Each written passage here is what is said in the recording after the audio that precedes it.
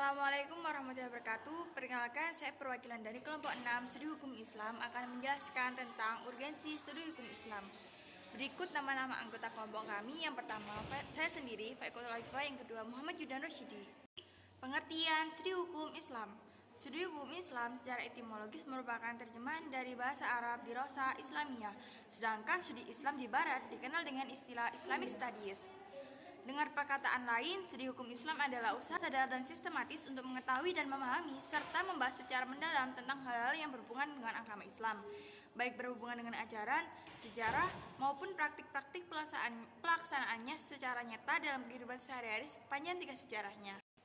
Urgensi studi hukum Islam dibagi menjadi 3 bagian. Yang pertama, munculnya perbedaan pandangan antara insider dan outsider yang memerlukan jalan tengah. Yang kedua, umat Islam saat ini berada dalam kondisi problematik.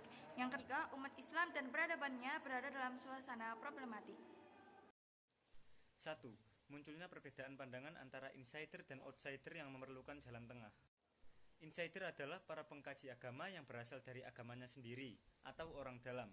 Sedangkan outsider adalah para pengkaji non-muslim yang mempelajari Islam dan menafsirkannya dalam berbagai analisis dan pembacaan dengan metodologi tertentu, atau orang luar. Problem insider dan outsider muncul pasca jatuhnya kejayaan Islam. Lalu ilmu pengetahuan pindah ke barat. Dari sini orang barat kemudian mempelajari Islam yang pada akhirnya muncul kajian orientalisme. Pada studi hukum Islam, di barat didorong oleh kebutuhan akan kekuasaan koloni untuk belajar dan memahami masyarakat yang telah mereka kuasai, sehingga studi Islam di barat juga perlu diuji. 2. Umat Islam saat ini berada dalam kondisi problematika. Umat Islam saat ini sedang berada di dalam posisi yang lemah dan terpinggirkan dalam berbagai aspek kehidupan, namun di sisi lain dunia terus berkembang dengan modernisasinya. Di satu sisi lain, umat Islam hanya berpegang pada ajaran-ajaran Islam hasil penafsiran ulama terdahulu yang dianggap sebagai ajaran yang sudah sempurna dan paten, serta tidak ada keberanian untuk mereka melakukan kajian ulang. Maka umat Islam mengalami kemunduran intelektual dan akan berdampak suram pada masa depan. Dengan adanya studi hukum Islam, maka diharapkan mampu memberikan alternatif pemecahan masalah atau sebagai jalan keluar dari kondisi problematik tersebut. Studi Islam juga diharapkan dapat mengarahkan dan bertujuan agar mampu beradaptasi, serta menjawab tantangan tuntunan zaman dengan berpegang teguh pada sumber ajaran Islam, yakni Al-Quran dan Hadis. 3. Umat Islam dan peradabannya berada dalam suasana problematik.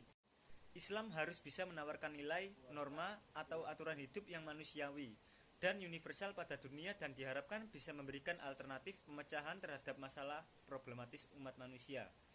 Studi Islam dituntut untuk membuka diri terhadap masuknya dan digunakannya pendekatan-pendekatan yang bersifat objektif dan rasional, dan secara bertahap meninggalkan pendekatan yang bersifat subjektif atau doktriner. Dengan demikian, studi Islam akan berkembang dan mampu beradaptasi dengan dunia modern, serta mampu menjawab tantangan kehidupan dunia dan budaya modern.